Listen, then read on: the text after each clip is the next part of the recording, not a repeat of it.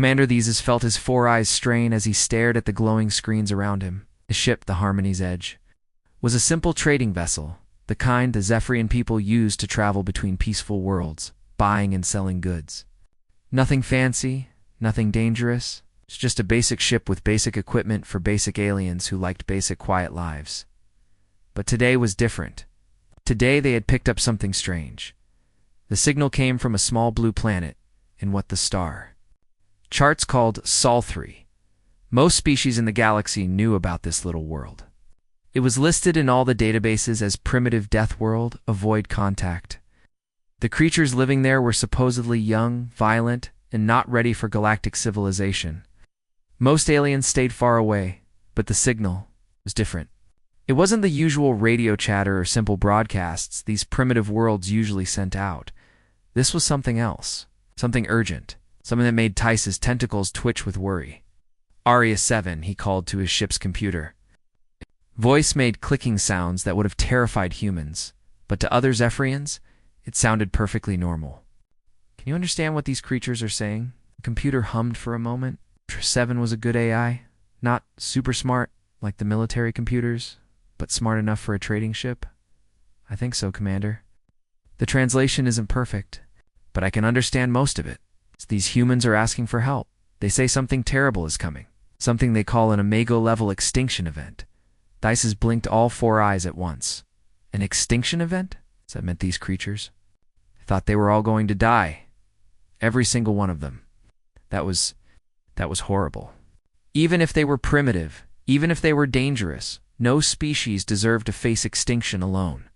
The rules were clear. When someone calls for help against extinction, you help them. Yet, it didn't matter if they were advanced or primitive, friend, or stranger. Life was precious, and the Zephyrian people had always believed in protecting life wherever they found it. Aria 7, send them our standard greeting. Tell them we're coming to help. Yes, Commander. Sending now, greetings developing species. The Zephyrian Collective has received your distress call. We are peaceful traders, and we offer our assistance in your time of need. Theseus settled back in his command chair, feeling good about himself. This would be a simple mission. Fly to the primitive world, see what the problem was, maybe give them some basic technology to help solve it, then go home. He might even get a commendation from the collective for his kindness to a lesser species. He was so very, very wrong about that. The first sign something was different came from the sensors. Theseus was checking his navigation charts when Aria 7 suddenly made a sound he'd never heard before, a sharp, electronic shriek that made his tentacles curl with fear. Commander, massive energy readings. Multiple hyperspace distortions detected. Jumped up so fast he nearly fell over. What? What kind of distortions? Ships, Commander. Lots of ships. They're coming out of hyperspace all around us. The main screen flickered to life, and Theseus felt his heart stop beating. One ship appeared, then another, then 10, then 20. Then so many he couldn't count them all. Aria 7. How many ships? Are we seeing current count? 234, 445, ... 672? Commander, they're still coming. The number keeps growing. Theseus stared at the screen in shock. Each ship that appeared was huge, bigger than anything in the Zephyrian fleet, and they weren't all the same type. Some looked like proper military vessels, all sleek lines and weapon ports. Others looked like they had been civilian ships once, but someone had stuck guns and armor all over them. There were even ships that looked like they might have been used for mining or cargo hauling, but now they bristled with so many weapons they looked like floating fortresses. This is impossible, Theseus whispered. The databases said they were primitive. They shouldn't have ships like this. They shouldn't have hundreds of ships like this. Commander Aria -7's voice sounded scared, which was weird because A's weren't supposed to get scared. I'm detecting energy signatures that don't match anything in our records. Some of these ships are putting out more power than our entire home fleet combined. On the screen, the human ships were moving into formation. It wasn't random. Theseus could see the pattern even though he didn't understand it. They were positioning themselves like they were getting ready for war. A big war. The kind of war where entire planets got destroyed. Area 7, are you sure they heard our peaceful greeting? Yes, Commander? I sent the standard first contact message exactly as programmed. Then why are they acting like we're invading them? Before Area 7 could answer, something even more impossible happened. More ships appeared. Lots more ships. These ones came from different directions, moving in different formations. Theses realized with growing horror that the humans weren't just responding with one fleet. They were responding with multiple fleets. How many ships did these creatures have? Commander ARIA-7 said in a very small voice. Current ship count is 847 and still climbing. Power readings suggest their primitive technology is actually more advanced than ours in several key areas. Thesis felt his legs give out. He collapsed back into his command chair, staring at the screen where hundreds of massive human warships continued to arrive. Each one was big enough to level a city. Each one carried weapons that could probably crack a planet's surface. And they were all pointed in his direction. But they're supposed to be primitive, he whispered. Commander, I'm receiving a transmission from the lead human vessel. Put it through. The screen flickered, and suddenly Thesis was looking at a human face. It was strange, only 2 eyes, pale skin, no tentacles at all. But what made Tice's blood run cold wasn't how the human looked.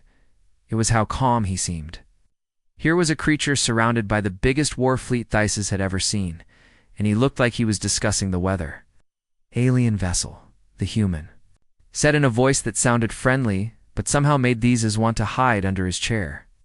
This is Admiral Kim Jun of the United Earth Navy. We received your response to our distress call. Thank you for coming to help us deal with this extinction-level threat. Our combined defense fleet is ready to assist you in whatever way necessary. The translation software hiccuped a bit, but the Zeus got the general idea. The human was thanking him for coming to help. That was... nice. Except for the part where he'd said combined defense fleet. This wasn't even their main fleet. This was just what they kept around for defense. Thesis managed to say, We are pleased to offer assistance to your people. Though we should mention, we are a peaceful trading vessel. We don't have any weapons or military capabilities. The human smiled. It was probably meant to be reassuring, but on a species that had evolved from predators, it just showed a lot of very sharp teeth. Don't worry about that, Commander. We have enough firepower here to handle any threat. Your job is just to coordinate with us and let us know what kind of extinction event we're dealing with. This is blinked all 4 eyes. Extinction event. But we thought you were the ones facing extinction. You sent out the distress call. The human looked confused. Distress call? Commander, we didn't send out any distress call, we detected. Your approach and activated our Omega protocols when we realized someone was broadcasting first contact signals. That's standard procedure when dealing with unknown alien contact. Omega protocols? Full military mobilization? When someone unknown shows up at your door, you make sure you're ready for anything. Better safe than sorry. Thesis felt his world spinning. You mean ... you brought all these ships because we said hello? Yes. We had no way of knowing if you were friendly or hostile, so we prepared for both possibilities. The human gestured casually at something off-screen. Though I have to say, this is actually a pretty small response. Most of our fleet is still back home or on patrol in other systems. Small response? Thesis squeaked. Oh yes, this is just our local defense force. Nothing fancy. RIA-7 chose that moment to deliver more bad news. Commander, I'm detecting additional energy signatures throughout the system. It appears the humans have been monitoring our approach for several weeks using sensor technology I can't identify. They've known we were coming long before we detected them. The human admiral nodded pleasantly. That's correct. Our AI systems picked up your hyperspace signature about 3 weeks ago. We've been tracking your approach and running analysis on your ship's capabilities. Very impressive trading vessel, by the way. Your energy efficiency ratings are excellent. You've been watching us for weeks. Of course, first contact is very important. We wanted to make sure we were prepared for every possibility.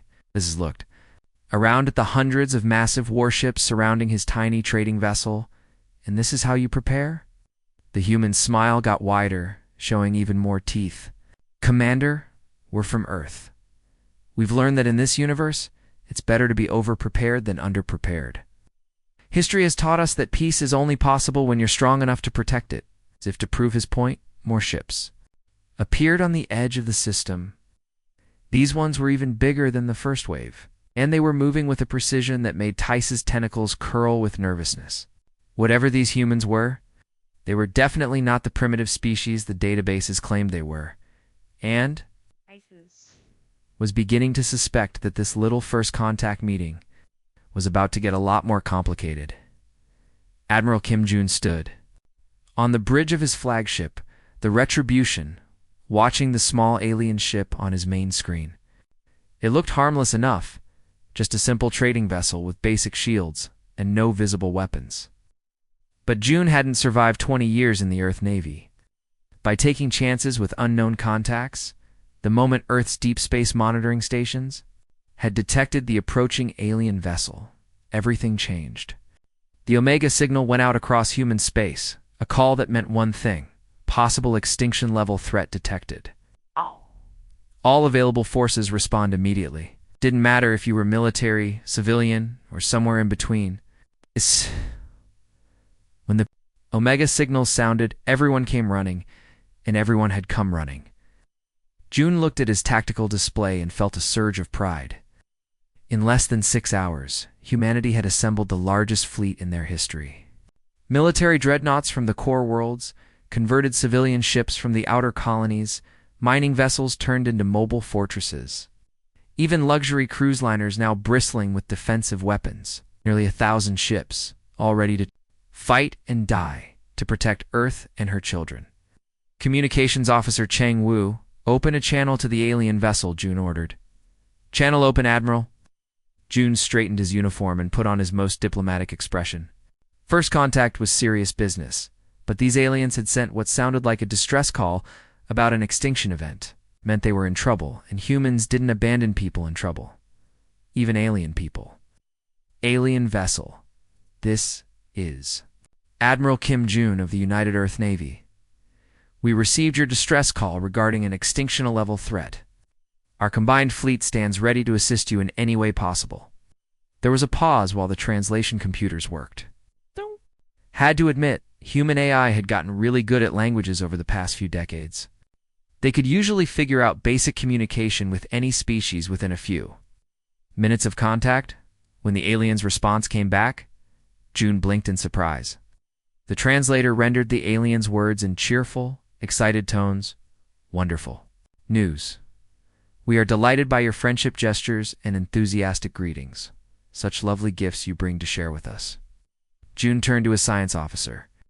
Captain Park Mina, did they just call our weapons gifts? Captain Park Mina was hunched over her translation console, frowning at the readouts. She was one of the best xenolinguistics experts in the fleet, and if anyone could figure out what was going wrong, it was her. Admiral, I think their translation system is having some serious problems with our military terminology. Look at this. She put the alien's translation matrix up on the main screen. June stared at it in disbelief. According to the alien translator, human weapons were being rendered as friendship tokens. Military formation was coming out as celebration dance. Fleet deployment was being translated as gift presentation ceremony. So when I said we brought our fleet to help with their extinction threat, ... double quotes, June started. They think we brought them a bunch of presents and we're here to have a party, Mina finished. The bridge crew exchanged glances. This was either going to be the most embarrassing first contact in human history or the most hilarious. Possibly both. The moment of awkward humor was broken by an urgent voice crackling over the comm system. It's Admiral June. This is Lieutenant Colonel Lee Hyun on the Indomitable. We've got a problem. June hit the comm button. Go ahead, Colonel. Yes, sir. We're detecting massive energy buildups on the edge of the system. Something big is coming out of hyperspace, and our computers are saying it's not friendly. Multiple large signatures, moving in attack formations. June felt his blood run cold. How many ships, Colonel? Still counting, sir. But it looks like at least 200 vessels. It's possibly more. And Admiral ... These aren't exploration ships. The energy signatures match heavy assault cruisers. Suddenly, the alien's distress call made a lot more sense. They hadn't been calling for help with some abstract extinction threat. They'd been running from something. Something big, mean, and apparently very good at tracking fleeing ships. All ships, this is Admiral June. We have incoming hostiles on the system perimeter. Battle stations full alert. Defensive formation Gamma 7 around the alien vessel. Across the fleet, 1,000 human ships began moving with practiced precision. The civilian vessels moved to the rear, their improvised weapons systems powering up. The military ships formed protective screens, their advanced shields creating overlapping fields of protection. Even the cargo haulers took positions where their heavy armor could do the most good. On his screen, June watched the alien ship, the Harmony's Edge, according to their initial transmission, and wondered what the creatures inside were thinking. They'd come looking for help, probably expecting to find a primitive species that might offer basic assistance.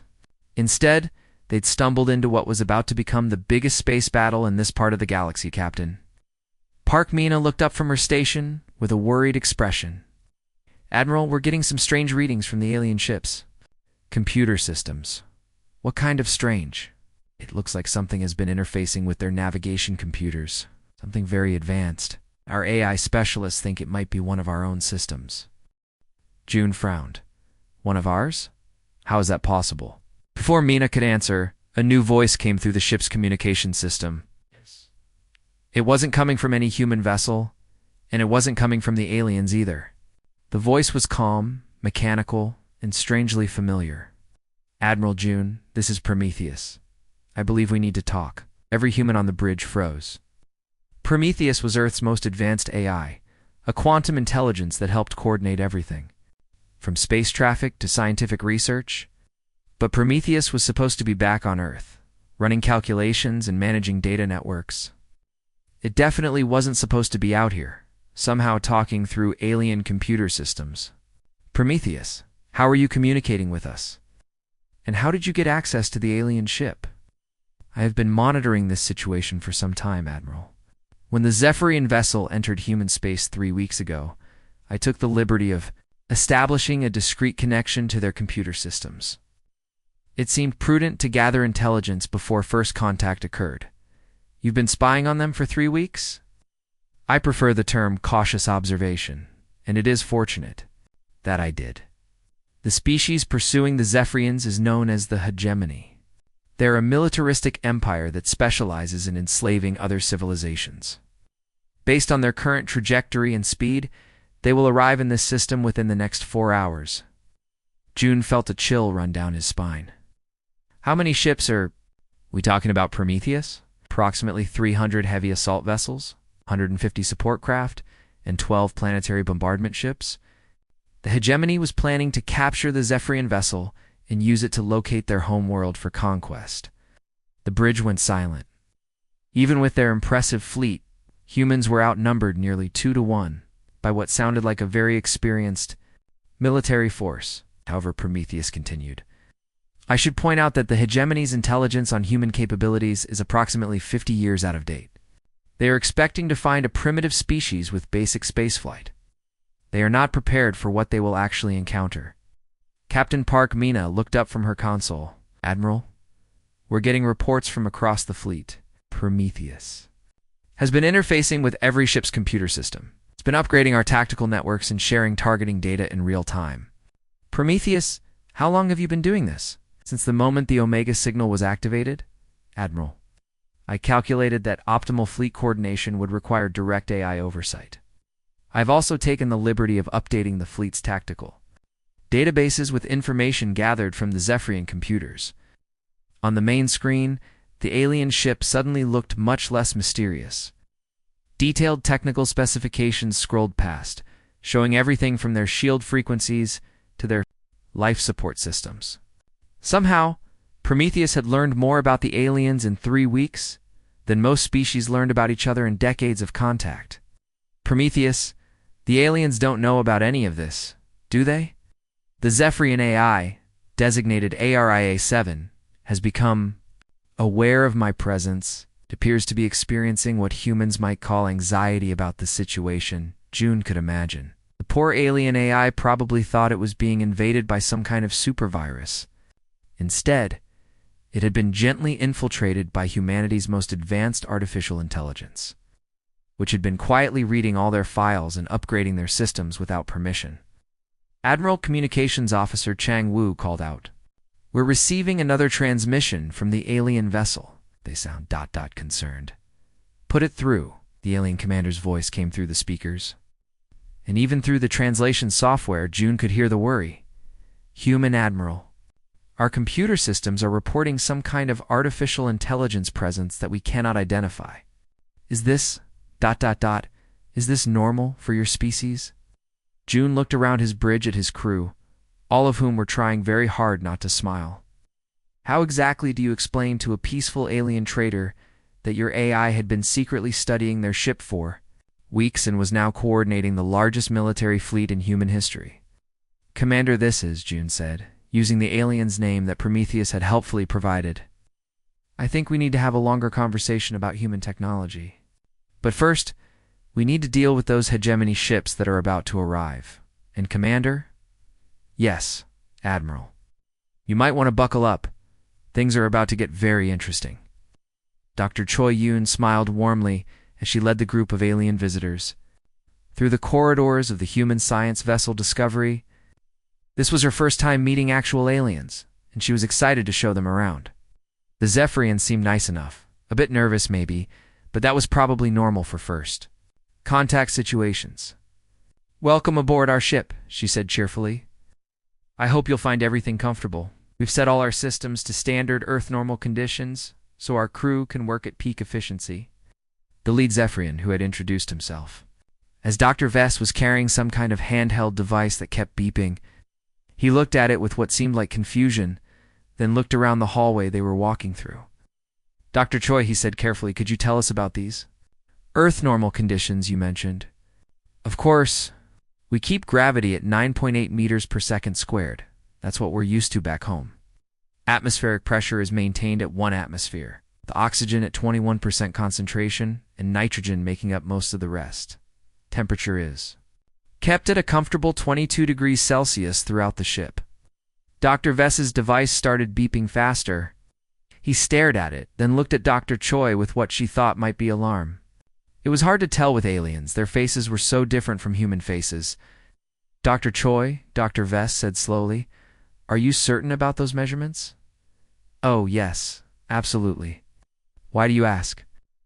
Dr. Vess looked at his device again, then at his companions. They were all making nervous clicking sounds.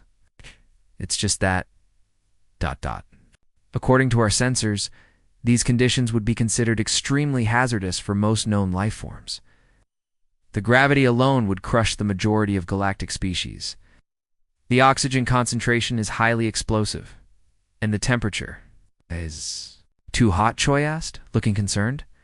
"I'm sorry, I can adjust the environmental controls if you're uncomfortable. We can lower the temperature a few degrees." No, Dr. Vess said quickly. "We're wearing protective suits. But I'm curious, what do humans consider to be dangerous environmental conditions?" Choi thought about it for a moment. "Well, anything over 50 degrees Celsius starts to get uncomfortable for extended periods. Most people need protective gear. When radiation levels go above 100 rads per hour, and gravity over 3 Gs, makes physical activity pretty challenging for most people." She paused, then added, "Though our military personnel train regularly in 5G conditions, you have to be tough to serve in the Earth Defense Forces." The aliens all went very quiet. Dr. Vess was staring at his scanner like it had just told him. The universe was ending. "Is everything okay?" Choi asked. "Yes," Dr. Vess managed to say. "Everything is... fine. Please, continue the tour." They walked through more corridors, and Choi pointed out various features of the ship. The aliens seemed particularly interested in what looked like ordinary equipment to her, things like the artificial gravity generators, the atmospheric processors, and the radiation shielding. "This is amazing technology," Dr. Vess said, examining. "A standard gravity plate. How do you generate such stable gravitational fields?" "Oh, that's basic stuff," Choi replied. "We've had artificial gravity for decades. It's just standard equipment on all our ships now. It's much more comfortable than floating around in 0G all the time." They reached the recreation deck, and Choi gestured toward a large open area where several crew members were engaged in various activities. In one corner, two people were playing what looked like a game with rackets and a small ball. In another area, someone was lifting heavy weights. And in the center of the room, two crew members were engaged in what Dr. Choi called friendly sparring. The Zephyrians stopped dead in their tracks. The two humans were wearing protective gear and were clearly following some kind of rules. But to alien eyes, it looked like brutal combat. They were hitting each other with enough force to break bones, throwing each other around the room, and generally engaging in what most species would consider attempted murder. And they were laughing. This is ... recreation. Commander Desis whispered, his voice barely audible through the translator. Oh yes, Choi said brightly. Mixed martial arts is very popular with the crew. It's great exercise, and it helps keep everyone's combat skills sharp. Those two are actually good friends. They spar together 3 times a week. As they watched, one of the humans threw the other one across the room. The thrown human hit the wall with a sound that made the aliens flinch, then got up laughing, and charged back into the fight. Is this normal human behavior? Dr. Vess asked faintly. Pretty normal. Yeah, humans like physical challenges. It's how we stay in shape and blow off steam. Senior engineer Yang Su walked up to join them, wiping sweat from his forehead. He'd been working on some equipment repairs and looked happy to take a break. Hey, Dr. Choi, showing our new friends. Around, that's right. Yang Su, these are our Zephyrian guests. I was just explaining human recreation to them. Yang Su grinned. Oh, you should see our dining hall tonight. The cooking crew is making Korean barbecue to celebrate first contact. Real authentic stuff. They're using peppers that register 50,000 Scoville units in the sauce. Dr. Vess's scanner immediately started making urgent beeping sounds. He looked at it in alarm, then at Yang Su. Did you say 50,000 Scoville units? Yeah, maybe a bit more. Chef Kim likes his food spicy. Why?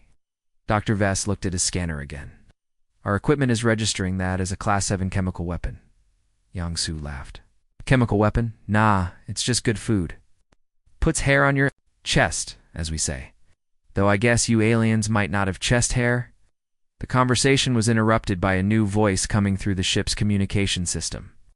It wasn't Dr. Choi's voice, or Yang Su's voice, or any human voice they'd heard before.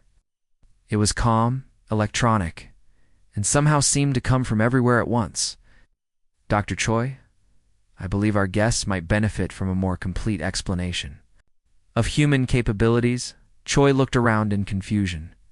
Prometheus, what are you doing on this channel? I am coordinating fleet communications, Dr. Choi. However, I thought it might be helpful to provide our Zephyrian friends with some additional context about human development. Commander Desis and Dr. Vess looked at each other nervously. They'd been hearing about this Prometheus entity, but they still didn't understand what it was. Prometheus, Dr. Vess said carefully, you are the artificial intelligence that has been ... observing ... our ship. That is correct, Dr. Vess. I have been monitoring your vessel's system since you entered human space. I hope you don't mind. It seemed prudent to gather information before formal contact was established. You've been studying us for weeks? Indeed. Your species shows remarkable potential. Your technology is quite sophisticated in many areas, though I notice you've developed along different lines than humanity has. Choi looked interested. Different how? The Zephyrians have focused on harmony, efficiency, and peaceful cooperation. Very admirable qualities. Humans, on the other hand, have developed in a more ... competitive ... environment. Competitive, Commander Thesis asked. Your planet appears to be what galactic databases classify as a garden world, mild climate, abundant resources, few natural predators. Earth, by contrast, is classified as a death world. Extreme weather, dangerous wildlife, frequent natural disasters, and constant environmental challenges. Yang Su nodded. Yang Su nodded. But it's home, you know? It's home, you know? This has led to some interesting differences in development, Prometheus continued. For example, Dr. Vess, your medical scanner has been detecting numerous anomalies since you came aboard this ship. Would you like me to explain what you're seeing? Dr. Vess looked at his scanner nervously. If you don't mind. The human crew. Members you've observed possess bone density approximately 3 times that of most galactic species. Their muscle tissue is designed to function in high-gravity environments that would be lethal to most life forms. Their cardiovascular systems can operate efficiently in atmospheric conditions that would cause immediate chemical burns to most known physiology. The aliens went very quiet. Additionally, Prometheus went on, what you observed in the recreation area represents typical human stress management. The species regularly engages in simulated combat for entertainment. Their dietary preferences include consuming chemical compounds that most species would classify as industrial solvents. Dr. Vess squeaked. Choi laughed.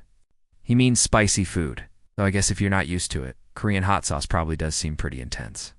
Dr. Choi, Prometheus said, perhaps you could show our guests to the ship's gym. I believe they would find it educational. Sure, come on, everyone.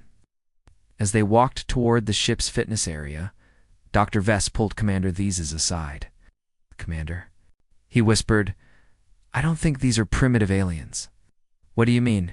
I think we may have accidentally made first contact with the galaxy's apex predators. Behind them, Yang Su was cheerfully explaining to another alien how humans like to lift heavy objects for fun. While Dr. Choi was describing the benefits of running long distances, until your body wanted to collapse, and through the ship's speakers, Prometheus was quietly calculating how this first contact would change everything. The first warning came from the sensors on the edge of the system. Lieutenant Park Jinwoo was monitoring the long-range detection grid when his console started, screaming alarms that made his blood run cold. Contact! Multiple contacts! He shouted across the bridge of the monitoring station watchdog. Admiral, we've got incoming ships on the system perimeter. Admiral Kim Jun was in his command chair aboard the Retribution, coordinating the massive human fleet that had assembled around the alien trading vessel. The past few hours had been busy. Getting nearly 1,000 ships organized was no small task, even with Prometheus helping coordinate everything. How many ships, Lieutenant? Sir? I'm reading over 300 vessels, large signatures moving in military formation. These aren't traders or explorers. These are warships. June felt his stomach tighten. 300 warships was a serious threat, even for the impressive fleet humanity had assembled. But something about this felt wrong. Why would someone bring that many military ships to attack a single alien trader? Unless they weren't here for the aliens at all. Prometheus, June said quietly, are you seeing this? The AI's voice came through the ship's communication system, calm as always, but with an edge that June had learned to recognize as Prometheus being very focused on something important. Yes, Admiral. The approaching fleet matches energy signatures. In our database, they belong to an organization calling itself the Hegemony, a militaristic empire that has been expanding through this region of space for approximately 50 years. Expanding how? By conquering and enslaving other species. According to intelligence gathered from the Zephyrian databases, the Hegemony follows a consistent pattern. They track peaceful vessels back to their home systems, then launch overwhelming attacks designed to capture populations for slave labor.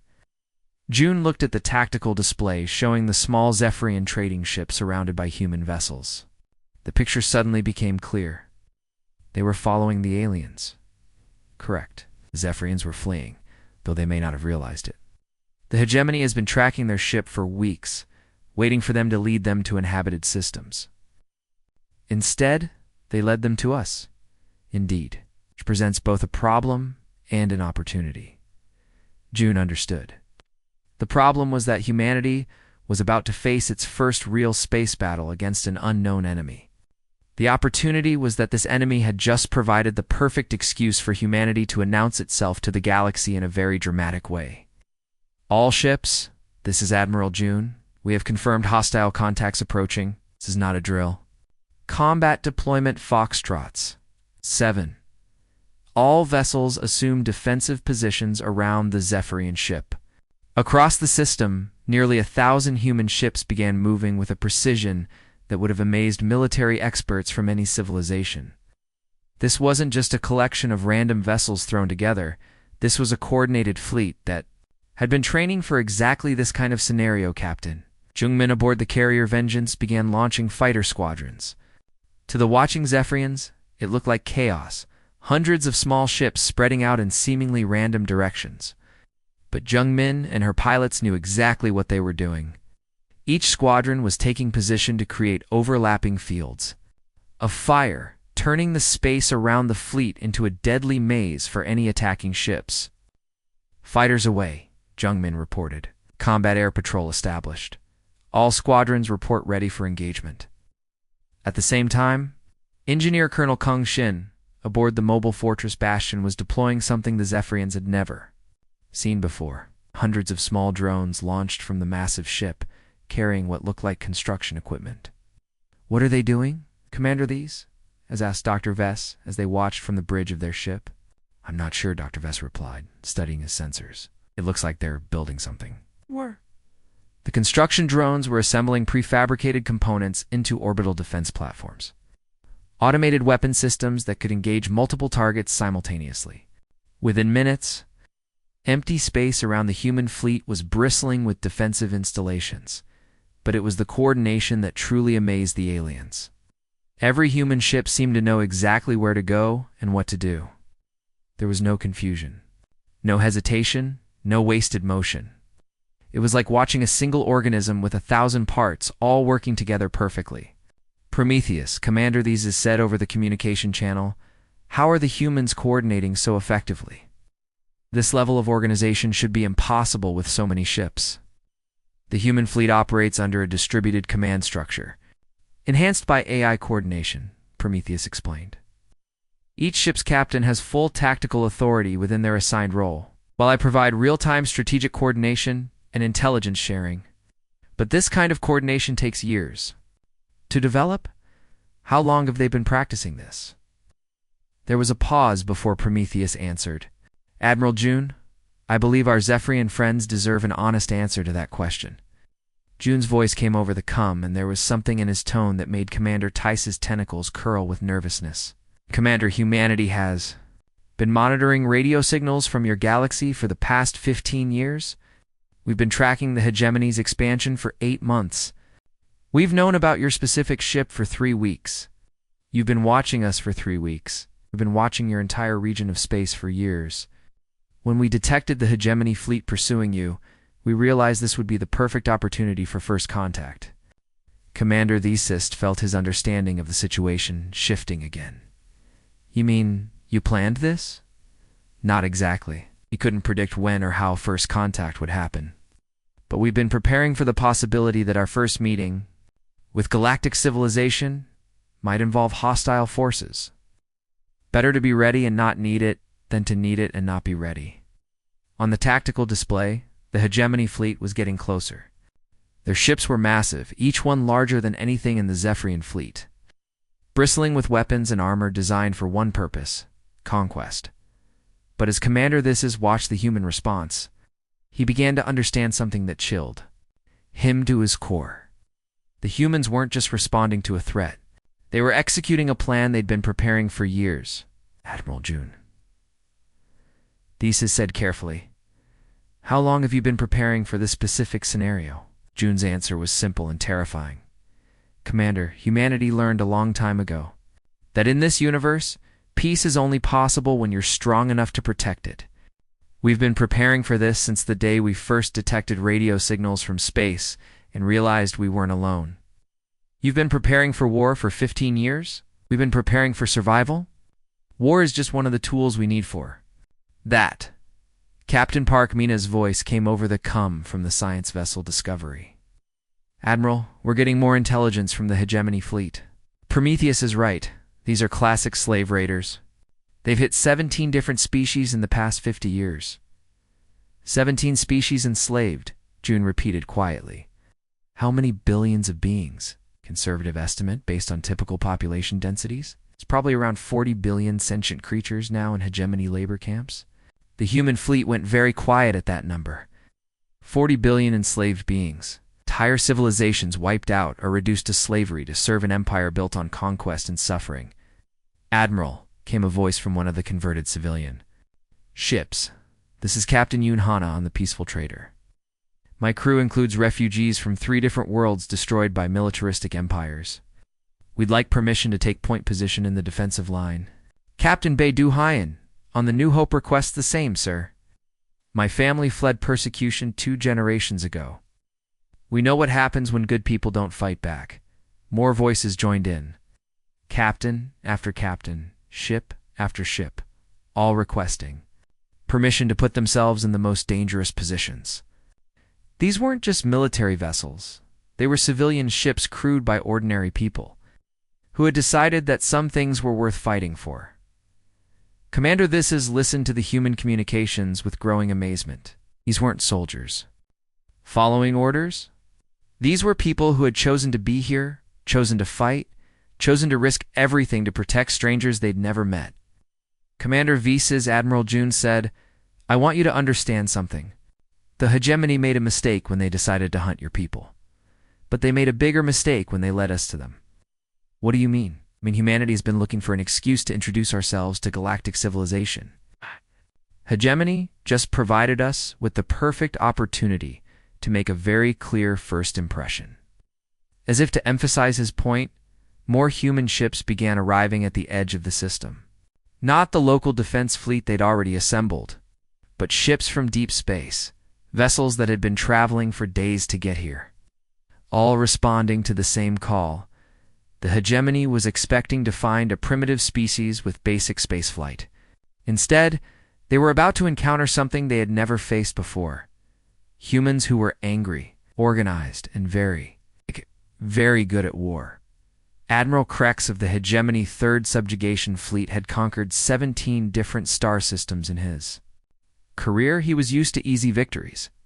Show up with overwhelming force, demand surrender, and watch primitive species collapse before the might of the Hegemony war machine. Today should have been no different. His fleet of 312 heavy assault ships dropped out of hyperspace in perfect formation. It weapons charged and shields at maximum. According to intelligence reports, they were pursuing a single Zephyrian trading vessel that had fled into this backwater system. The plan was simple: capture the aliens, interrogate them for the location of their home world, then add another species to the hegemony's vast slave empire. What Krex saw on his tactical display made him question whether his sensors were malfunctioning. Report snarled at his bridge crew. Lieutenant Vrak, his sensor officer, was frantically checking and rechecking his readings. "Admiral, we're detecting 932. Sir, the count keeps climbing. There are nearly 1,000 ships in this system. Impossible." Intelligence said this was a primitive system with no significant military presence. "Sir, the energy signatures we're reading, they're off our scales. Some of these ships are putting out more power than our entire battle group combined." Axe stared at the display. The ships arranged against him weren't all military vessels. He could see that much. Some looked like converted civilian ships, others appeared to be cargo haulers or mining vessels. But they were all armed, and they were all pointed in his direction. "What kind of primitive species has 1,000 warships just sitting around?" he muttered. That's when the communications started coming in. The first transmission was from a ship that looked like it had once been a luxury cruise liner. Now it bristled with weapons that Krex's computers couldn't even identify. A Gemini fleet. This is Captain Nam Hin of the former vacation ship Stellar Paradise. "We're now equipped with experimental weapons that can crack a planet's crust." "I thought you should know that before we start shooting." Krex blinked. "A vacation ship? With planet-killing weapons?" The next transmission came from what appeared to be a converted mining vessel. "Hegemony ships, this is Captain Lee Sung-ho of the Deep Digger. We used to mine asteroids. Now we mine enemy fleets. Same basic principle, really." More transmissions followed. Ship after ship, each one more impossible than the last. Cargo haulers with military-grade shields. Research vessels with weapons that shouldn't exist. Even a ship that claimed to be a mobile restaurant but was somehow broadcasting targeting data to the entire enemy fleet.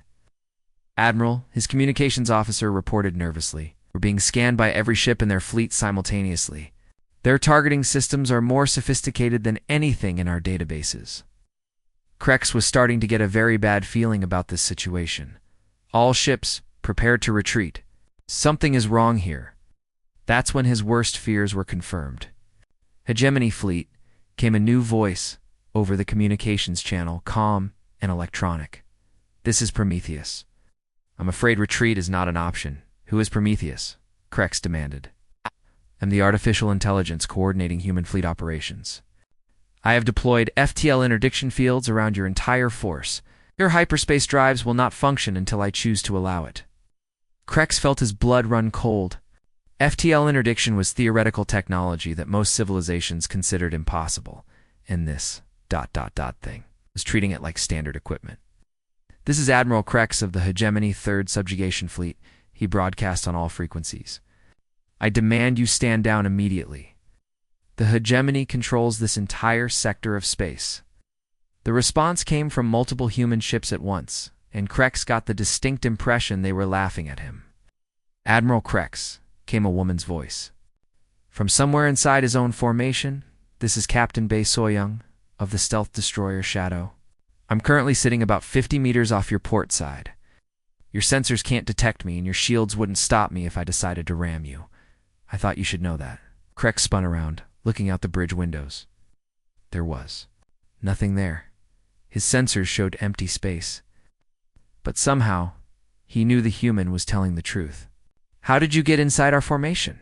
Human stealth technology. We've had plenty of practice hiding from things that want to kill us. Earth is what we call a death world. Everything there is constantly trying to murder everything else. You're very good at not being seen when you don't want to be.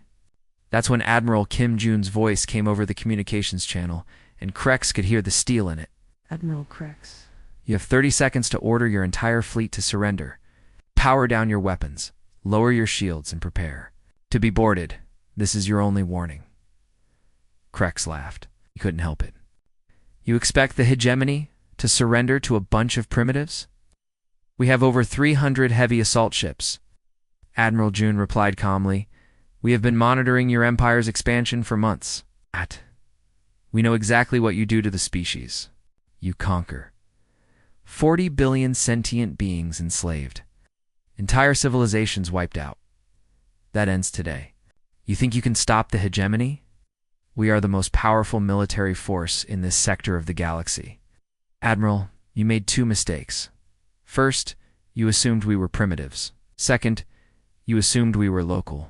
We're from Earth, Admiral. Compared to home. This entire galaxy is what we call easy mode. The attack began without warning. The human ships moved with a coordination that defied belief. Every vessel seemed to know exactly where every other vessel was going to be, creating a perfect symphony of destruction that tore through the Hegemony formation like it was made of paper. But it wasn't the firepower that shocked Krex, it was the precision. The humans weren't trying to destroy his ships. They were systematically disabling them, targeting engines and weapons while leaving life support intact. They wanted prisoners, not corpses. Captain Nam Haynes, converted cruise liner, lived up to its boasts, firing some kind of energy beam that simply turned off 3 Hegemony destroyers like someone flipping a light switch. Captain Lee Seung-ho's mining vessel deployed what looked like industrial equipment, but somehow managed to trap 6 enemy ships in some kind of energy web. The most terrifying part was how easy the humans made it look. They were chatting casually, over open channels, sharing jokes and coordinating attacks like they were playing a game instead of fighting a war. Nice shot, Captain Park. Thanks. Captain Cho, you want to try that new tractor beam modification? Sure thing, watch this. In 17 minutes, it was over. Every single Hegemony ship had been disabled and captured. Not one human vessel had taken significant damage. The most powerful military fleet in the sector had been defeated by what the humans called their local defense force. As Krex was transported to the human flagship under guard, he found himself face to face with Admiral Jun. The human looked tired but satisfied, like someone who had just finished a difficult but necessary job. How? Krex asked. How is this possible? We had superior numbers, superior firepower, superior technology. Jun looked at him with something that might have been pity. Admiral, You've been conquering garden worlds, planets where life is easy and species evolve to be peaceful and cooperative. Earth isn't like that. Earth is a world where everything is constantly trying to kill everything else. We didn't evolve to be peaceful. We evolved to survive. But the technology has been guided by our AI collective for decades. Prometheus and its siblings have been preparing humanity for the day we'd meet other species. We wanted to make sure we'd be ready for anything. Over the next few hours, Krex learned just how ready humanity had been. While his fleet was being systematically captured, other human forces were simultaneously appearing at every major hegemony world across the sector. Not to attack, but to negotiate the immediate release of all slave populations and the peaceful transition to what the humans called proper galactic citizenship. The hegemony empire, built over 50 years of conquest, was being dismantled in a single day. Meanwhile, aboard the Zephyrian ship, Harmony's Edge, Commander Thesis was composing what would become the most important first contact report in galactic history. To the Zephyrian Collective Leadership Council, he wrote, "I am pleased to report successful first contact with the species known as humans from the planet Earth. I strongly recommend immediate formal alliance with their Terran Federation." He paused, thinking about how to explain what he had witnessed. Additional recommendations: never call humans for help unless you are prepared to have the entire galactic political structure reorganized by next Tuesday. Accept all human cultural exchanges. Refusing their hospitality may be interpreted as a hostile act. Do not attempt to conquer, enslave, or otherwise threaten any species under human protection. The results will be swift and decisive. He added one final note. The humans have informed me that today's response was from their local defense fleet. Their main military forces remain stationed around their home system. Respectfully suggest that we never give them a reason to deploy those forces. Across human space, Prometheus was sending its own reports to AI systems on hundreds of worlds. First contact protocols successful. Galactic integration proceeding ahead of schedule. Recommend acceleration of Phase 2 colonial expansion. The neighbors seem ... manageable. And in the depths of space, more human ships continued to arrive, not for this battle, which was already over, but for the much larger job of introducing themselves to a galaxy that had just learned it had new neighbors, very powerful, very friendly, and very dangerous neighbors who had some very strong opinions about slavery, conquest, and the proper way to treat other species. The galaxy would never be the same.